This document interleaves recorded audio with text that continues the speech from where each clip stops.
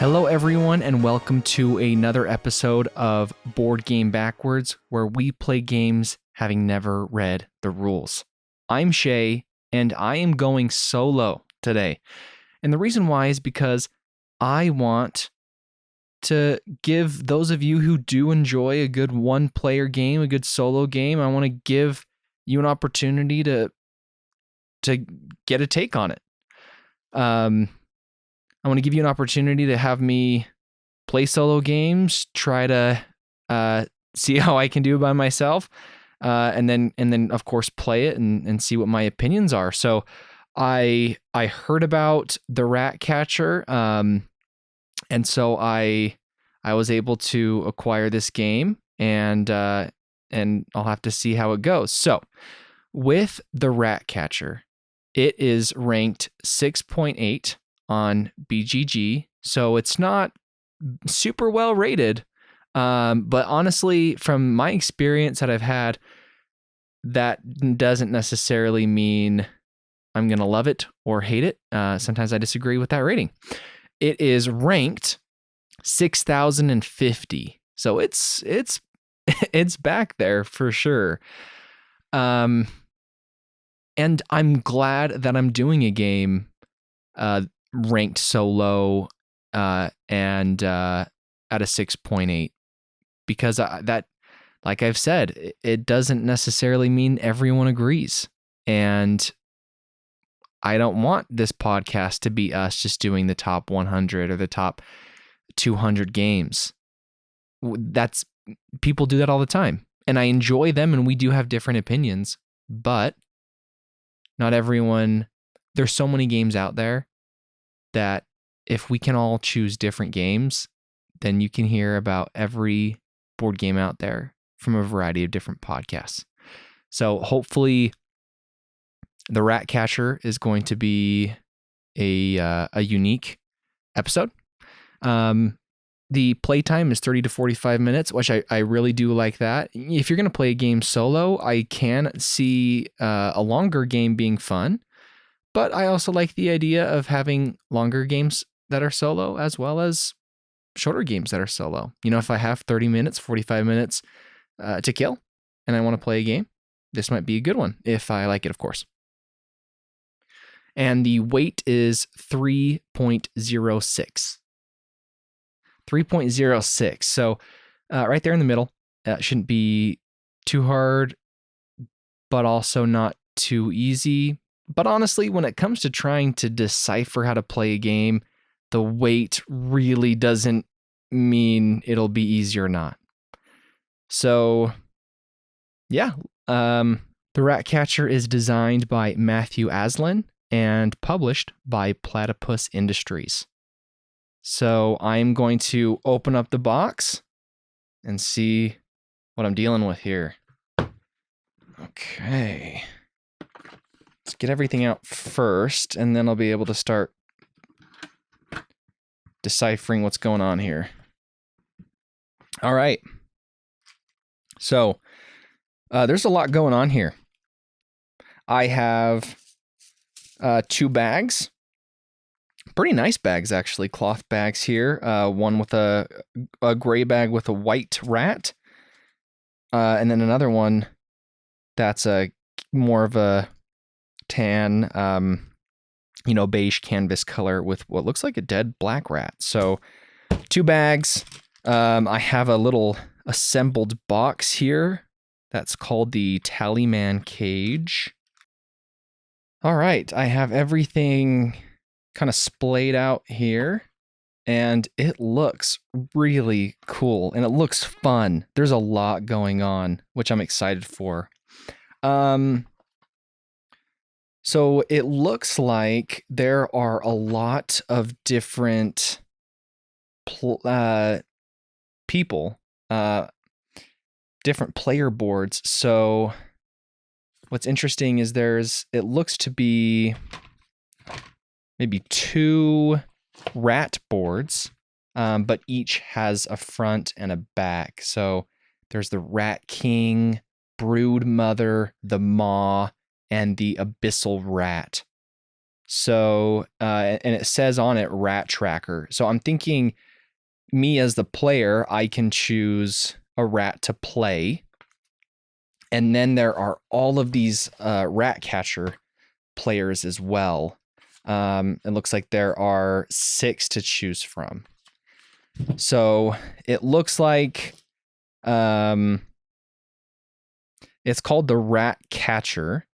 So I'm not sure if I pick a character and then I'm fighting against these rats. Yep, that's what it's looking like. It looks like I pick my character and then I pick a rat to go against. We have Sister Constantine, Miss Black, Guildmaster Horace, the Pied Piper, and Professor Fume. Okay. Madam Cage looks pretty cool. Professor Fume's pretty cool, but he looks a little looks like a little much. The Pied Piper's cool just because of, you know, the old story of the Pied Piper. Let's see. So it looks like the Pied Piper has a music box, a haunting melody, a soothing lullaby, and then Madam Cage has It's a Trap, Dragnet, and Toxic Ruse. The Pied Piper, he sounds cool. So I'm going to go with him. I'm going to play as the Pied Piper, and then I think as the rat, I'm just going to kind of shuffle these cards, turn them around, flip them over, and let's see what I got here. I'm going to be going against the Rat King. Oh, there is a lot. Wow. No player board, just, well, no board, just my player board, the rat player board, and then some cards and a bunch of tokens. So that's really interesting. Let's see here. So looking at these cards, we have one brown rat card that says common rats on it. Not sure what that means. It just mentions some abilities based on a rat color.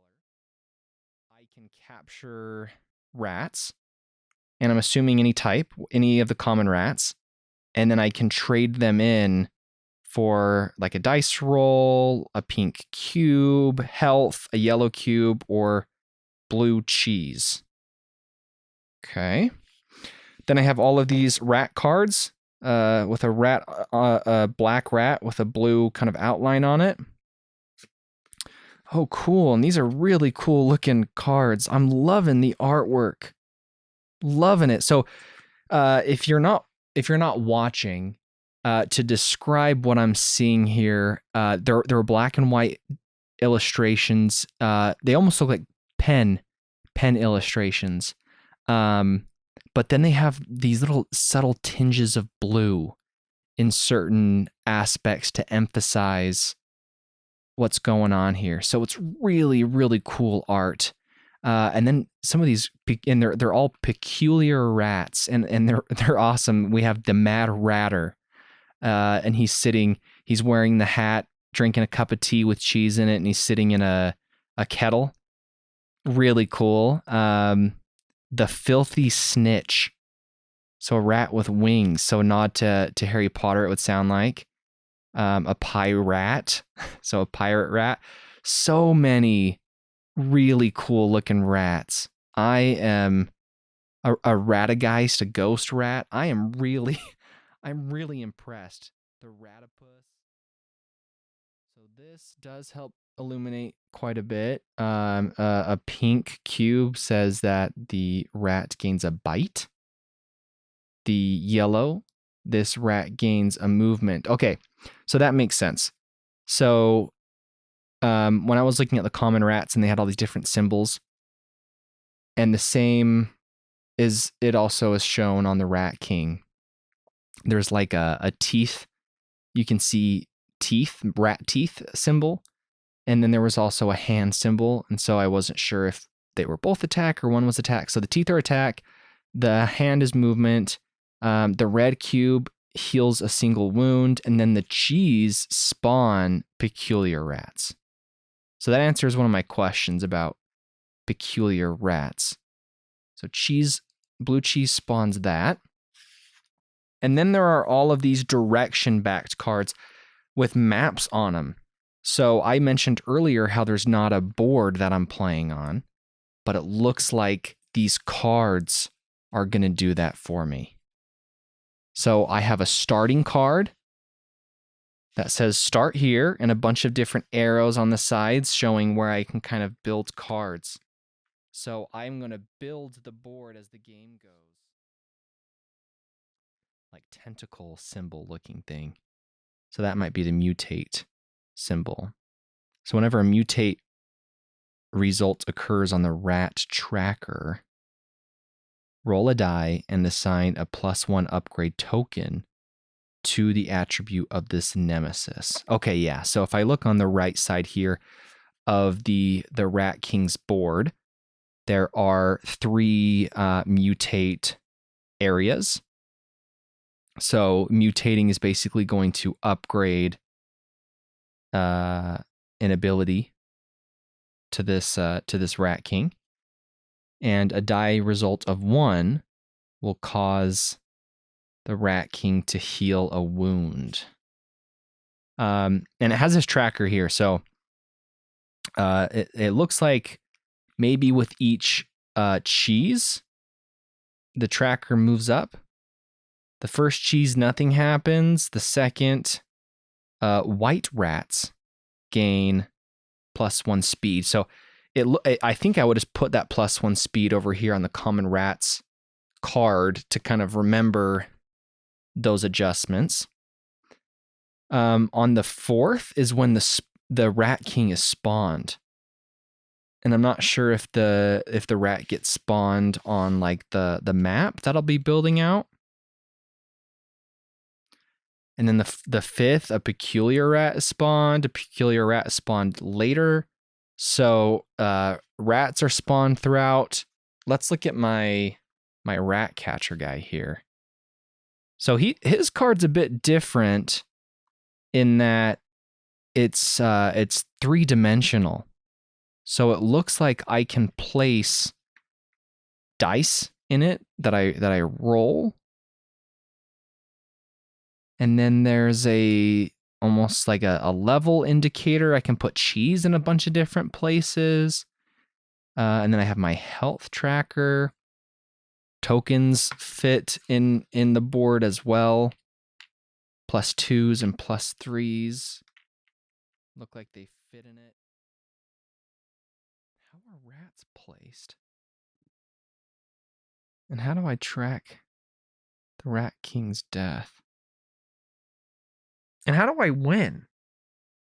I have no idea how to win. Kill the rat? Because it looks like on the rats win if they get enough cheese. It shows on the tracker. If they get 10, they win. But my guy, I don't know how to win. I don't know what the dice means. What's the point? There's a lot of words to work with, but there's also so much that I don't know. Why are there so many dice? Well, it looks like I can put dice on my tracker and maybe they stay there permanently. Roll 1 dice and that dictates how far I can move. So I rolled a 5. Now, there's all these different, like in some of these regions on this card, I have there's like a recycle symbol around a rat. There's just regular rat symbols. This one corner has a cheese in it. Which I want, of course. I want cheese. But I'm wondering if I have to end there to get it. And if I take the cheese, I would assume I'm pulling 2 rats, but where do I place them? Do they have to start at the start as well? And then they move individually? But it shows a dead rat symbol there. It looks like the recycle symbol is a breeder symbol, which the black rats have that ability, and each time that type of rat is spawned, you spawn an additional rat. The white rats, nothing happens to, and the brown ones, if the Ratcatcher leaves a zone containing these, then they'll bite. Well, I'm gonna go to this cheese, and I'm gonna reach into the bag, and I'm gonna draw 2 rats, and I'm just gonna, I guess they're just gonna be in the room with me. Unlucky. I got a brown and a black. So the black, since it's spawned, it's gonna spawn another one. Spawns a brown. So now there's 2 browns. You know, I'm going to say I can keep moving. So I got a cheese. I can keep moving, but when I leave, I'm going to get bit, which is not good. But I'm going to flip the 2 card here, or the number 1 card. I rolled a 5. I've moved 2. So I'm going to use 2 more to leave. And I'm going to go to this other cheese here. So now I have 2 cheese. But because I left that, I'm going to get bit. They only have 1 bite strength, so I get 2 bites. But does that mean 2 health? Because I only have 5. I don't know that. And how do I catch them? Like maybe I don't want to leave. Maybe I want to catch them. I don't know. I guess like I don't have any defense. So I guess I'll move my health down too. Yikes. Okay. Well, let's grab two new rats here. So I'm gonna put a cheese in the purple slot and the yellow slot here. So I'm gonna gain 2 yellow cubes and 3 pink cubes. Purple, I guess purple. Yeah, no, duh, purple cubes. Okay. So now I can do stuff. So if I spent a purple, I would make a 2 trap. How do I make traps? I have no idea. I don't know if that's the trap symbol. Because it says this traps, and then it shows the symbol is equal. So it traps something. Ability to grab? I don't know. This is ridiculous. I have no idea what I'm doing.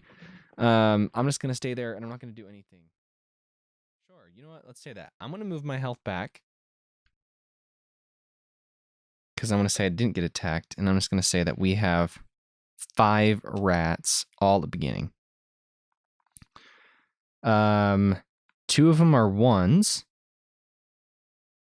So it's not a whole lot of movement. There's no traps that I've set. Ooh, but did they activate abilities too? Like if I put a rat in a spot, do they breed more rats? I don't think so.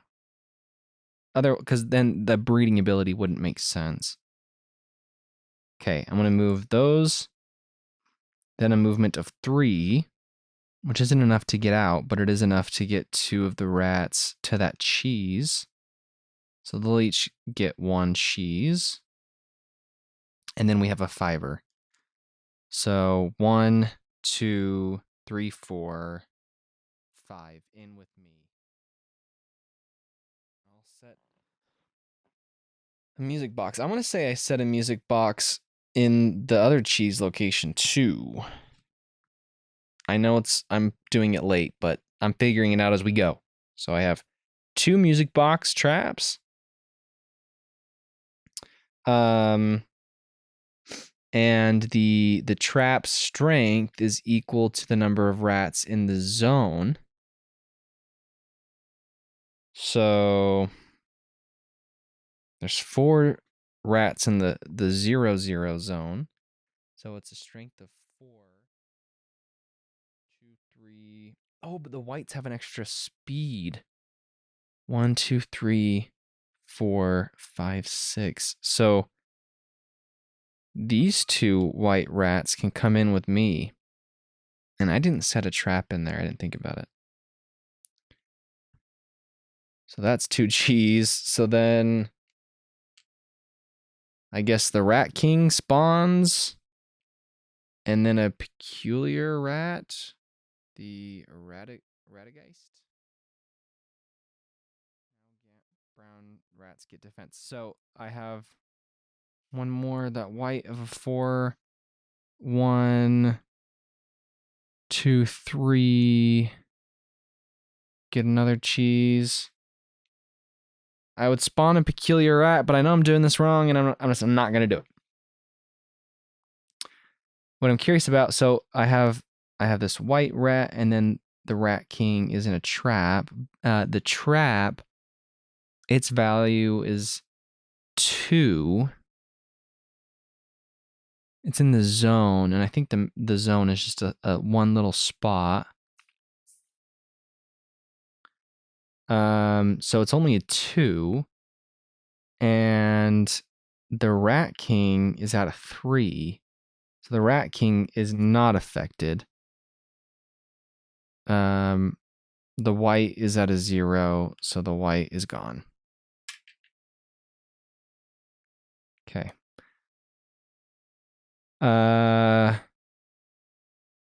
You know what? I know I haven't been doing this for very long, but the game is literally going to end so soon because of all the cheese that the rats have, because I'm doing it so wrong. So I am just going to call it where I'm at and read the rules. But let me reset first. I want to put all the rats back. Wow, there is a lot to this rule book here. So I have all these different tracks. Wow, the game anatomy is like extensive. Setup. Okay, so the objective as the Ratcatcher, your objective is to rid the city of as many rats as you can. Whilst on your way, gather as much magic cheese as possible. So I win if I collect 10 magic cheese tokens, or I slay the nemesis rat. And I lose if the rats consume 10 magic cheese, or I die. Okay, interesting. For the first game, we recommend using Madam Cage and the Rat King as the nemesis. So to connect a township card to the city, the connector icon, which is red arrows pointing left and right on the newly drawn card, must be touching a connector icon of the card in the city. The orientation of a township card does not matter, nor does the zone outlines need to be lined up. But the cards can't overlap. Each card is separated by white lines into a series of spaces called zones. Draw a single township card and connect it to any available township connector on the starting township card. Then repeat the process such that you have 2 township cards connected to the starting township card. So rat spawns are filled with a token from the rat sack only when a township card is first placed in the city. But the rat's nest icon, which has the rat but with arrows circling like recycle, are filled during the rat's turn. When a black rat is spawned, immediately spawn an additional rat at the original black rat's location. There's no limit. The game takes place over a series of turns, alternating between the Ratcatcher and the rats. Play continues until a win or a loss has been met. So on the Ratcatcher's turn, refresh attack dice, get back any used attack dice from the previous turn, regain movement points and traps. Ooh, regain traps, okay. Actions, perform as many actions as you can. Moving, attacking, setting traps, collecting cheese, and then ending the turn. End of turn check for expansion. If there are fewer than 2 magic cheese tokens within the city, Then an expand action is taken. Expand the city with additional township cards. Each Ratcatcher has a range of unique attributes representing their skills, strengths, and weaknesses. The number of attack dice available in your Ratcatcher on your turn is the pincer symbol. Attack dice. Okay. Then you have movement points to spend to move around the city. Trap tokens. When rolling for an attack, any dice with the result that is greater than or equal to the Ratcatcher's accuracy counts as a hit. Defense. If the number of hits during a rat's bite exceeds the Ratcatcher's defense, they suffer a single wound. Your Ratcatcher will only take a single wound when common rats bite. Each peculiar rat will bite individually. When rats consume magic cheese, remove the token from the zone and place it on the lowest empty level of the rat tracker. Then return all black and white rats that were in the affected zone to the rat sack. Rats will consume a magic cheese even if your Ratcatcher is at the same zone. Brown rats do not count towards the required number of common rats for the consuming of magic cheese. As a result, brown rats are not returned to the rat sack. Common rats spawn from rats' nests and black rats. So I have read the rules. I'll say the rule book seemed to be really well organized. And what I mean by that is the moment I read something where I was like, wait, what does that mean? I don't get that. Right underneath, they explained it. And there have been so many rule books that I've read where the moment you read something, you're like, wait, what? You don't learn about it for like 3 more pages and it gets so complicated. So really well organized book. And there were a lot of illustrations. But despite all of that, I must say I am actually still kind of confused. There's a lot to remember. And unfortunately, not everything is indicated clear as day on all of these cards.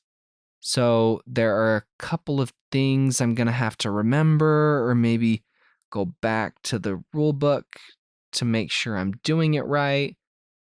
And I'm a little bit confused about attacking. I think it's 1 dice per rat, but the way it was phrased in the rule book, it made it a little confusing, but I think that's how you play. So, like, I even have this little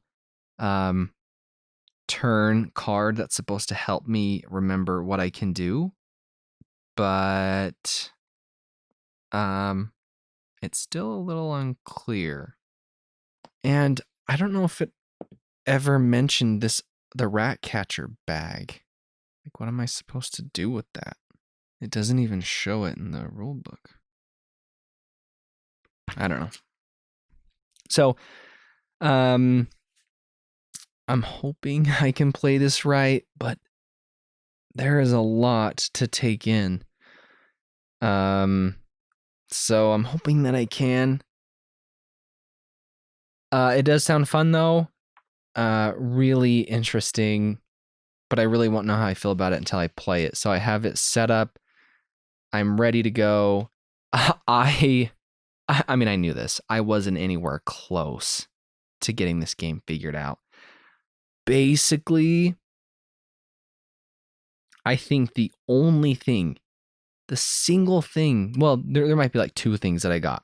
The first is putting my Ratcatcher at the starting location. And the second was taking rats, putting them in the Tallyman cage, and then you can spend them for their indicated symbol on the Tallyman deck. But that's it. Like, wow, I didn't get anything else. I didn't understand how to place township cards. I didn't understand what the Roman numeral number was supposed to indicate. I didn't understand how the rats were spawned, how eating cheese worked, how you need like 5 rats to eat the cheese and not just 1. Like, so many things that I just didn't get because there's just so much. So yeah, I am going to go ahead now and play the game. If you want to watch my playthrough and cross my fingers that I play it right, if you want to watch it, please, by all means, go ahead. If you can watch it by either Spotify on the paid video, or you can become a patron and you can watch it over there as well. So I'm going to go ahead, dive in, give it a play, and then I will come back and tell you what I thought.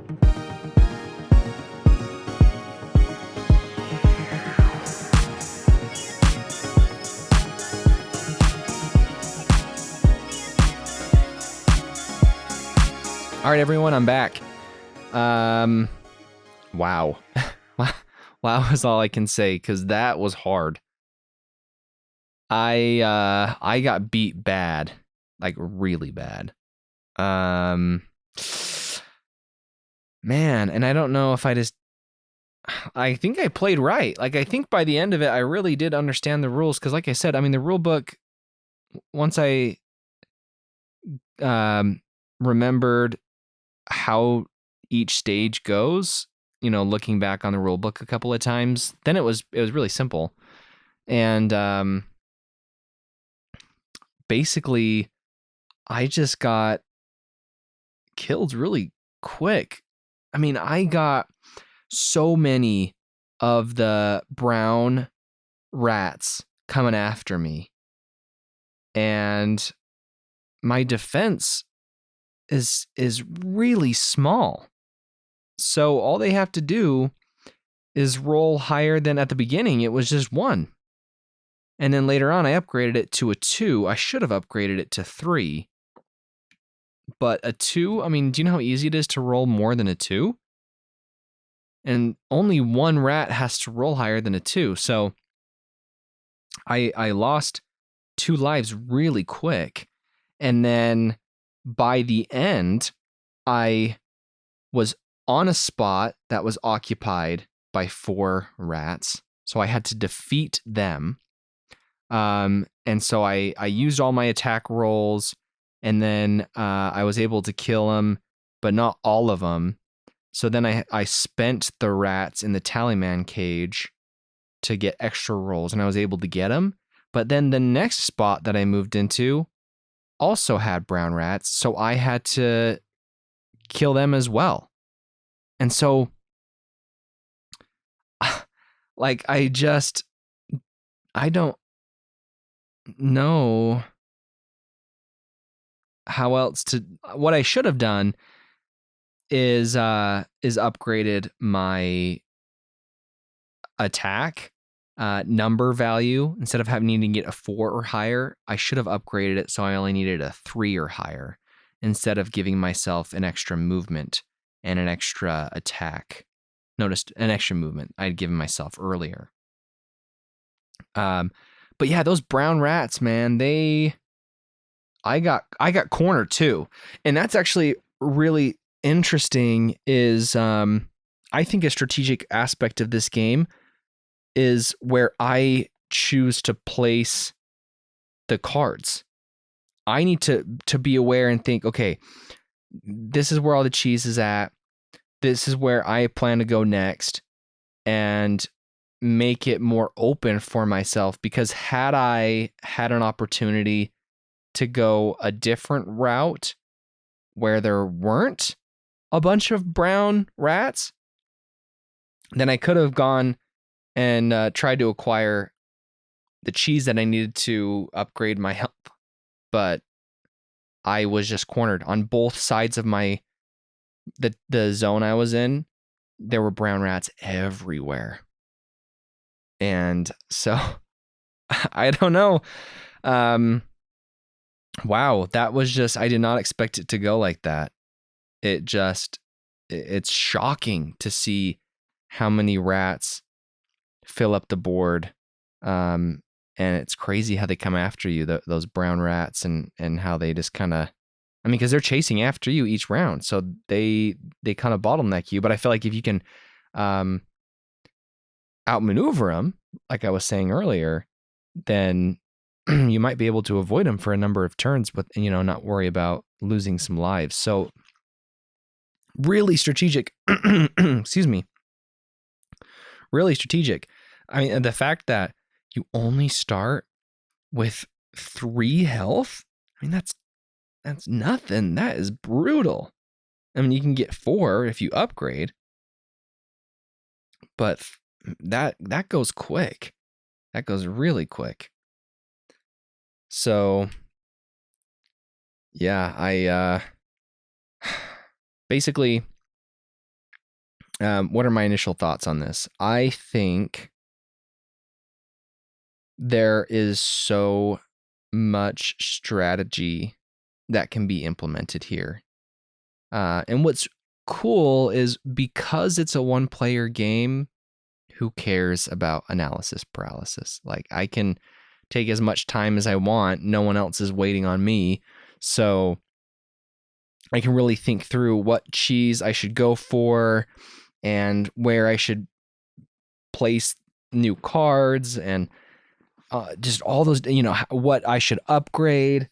I mean, I'm kind of bummed that I didn't see a single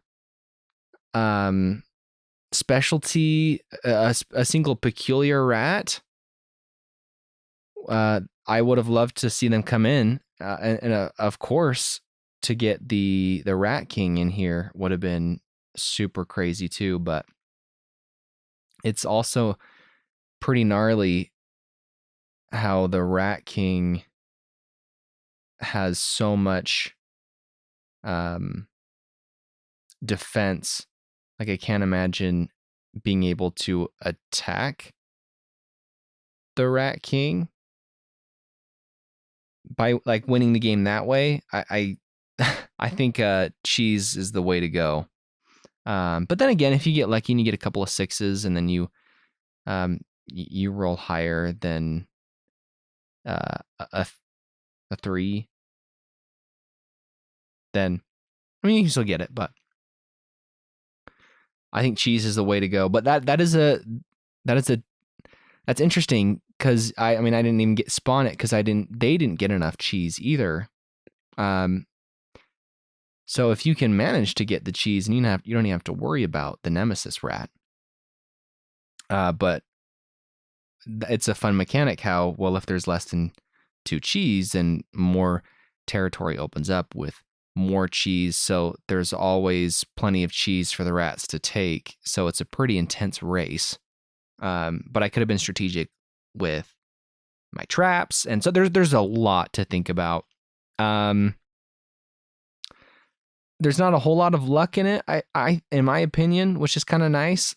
I mean, if you get the black rats, then you're going to get more rats. But for the most part, you can see everything that's coming, which I like. I know a lot of people don't like a lot of luck in their games. And I think especially if this is a one-player game, like, you don't want to feel defeated by the game. So I think where I failed is really just the strategy aspect of it. So yeah, that's my thought as far as the game, how the gameplay went. I really want to play it again. I want to keep playing it. Like, I feel like there's so much replay value, so much endless replay. I can't imagine, if you like this game, I can't imagine easily tiring from it, because not only can the board be completely drastically different, because you're shuffling the deck and you never know what territory you're going to get and where you're at now and where you're going to place it, but also if you do end up getting the peculiar rats, again, there are a lot of peculiar rats. It's a big deck. I don't even know how many there are, but if you get 1 or 2 of those in the game, then it could be different each time, each game you play, whether it's a different rat for however many games that's going to be, quite a few, or endless combinations if you get multiple. So that's different. Of course, you get the option between 4 different of the nemesis rats. So that's a ton. There's literally endless combos of all of that. So no game is ever going to be the same as the last. Like, it's not going to happen. You can change your different Ratcatcher.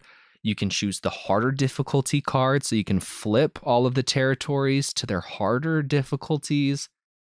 That is insane. So it really just seems like it's a thinker, strategic game. You're just trying to beat the game, and I really like that, where you're coming up with different strategies. Maybe you get good enough, you win your first game, and you think, okay, now I want to try and beat the game by defeating the Nemesis rat and not through the cheese. Or, okay, now I'm going to try a harder Ratcatcher, try these different mechanics. Now I'm going to try the harder side. I can't see it getting too old, because I think there's just a lot of strategy there. If it gets to the point where say you flipped all the cards to the hard side, you've picked like the hardest Ratcatcher, the hardest Nemesis, and you're winning every game, then maybe I can see that getting old. But that doesn't seem terribly easy. So, yeah, I think there's a lot of replay value. I want to do it again. I want to keep playing until I beat my first game. And then once that happens, like I was just explaining, I want to try different combos and different people and all the different things available. So I liked it. I look forward to it. As far as what I would rate it, I think, it's a little hard to say. I think I would say like a 7. And then I think after getting into it, I could easily see that going up. I don't actually think it would go down, even if I lose a lot, because I think I would just be that much more motivated to really figure it out. So I think with this being my very first game and me dying super fast and really not knowing all of the strategies that are available, and I'm thinking it's a 7 now, that's pretty good. I think it's a good game. As for its rank, which again, I don't think rank really has a lot to say about a game, but with it being in the 6,000s, I think that it's really just not because of the game so much as it's a one player. There are some one player games out there that are very popular. What comes to mind would be Final Girl. Or I know a lot of people love Mage Knight one player. So there are some games out there that have a lot of popularity one player, but not a lot of people. The majority of games aren't either designed for one player, or if they do have a one player component, they're not nearly as loved compared to playing with multiple people. So I just don't think one player games are as popular, but I like the game. I think personally, I wouldn't have it at 6,000. I think I would probably say I would expect it to be maybe at like 500 or 400. And that number, like I said, could easily, I might feel different once I get some games in. But I think that it's a really fun idea. I love the theme. The theme is so well done. Along with the combination of the art, like I said before, the art is gorgeous. I love it.